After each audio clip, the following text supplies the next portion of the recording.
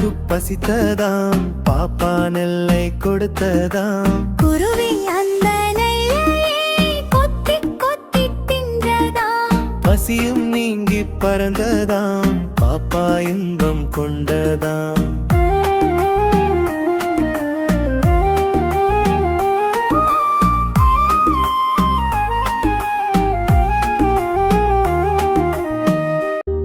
குருவி பறந்து வந்ததாம், குழந்தை அருகில் நின்றதாம். பாவம் அதற்கு பசித்ததாம், பாப்பா நெல்லை கொடுத்ததாம். குருவி அந்த நெல்லையை கொத்தி கொத்தி தின்றதாம். பசியும் நீங்கி பறந்ததாம், பாப்பா இன்பம் கொண்டதாம்.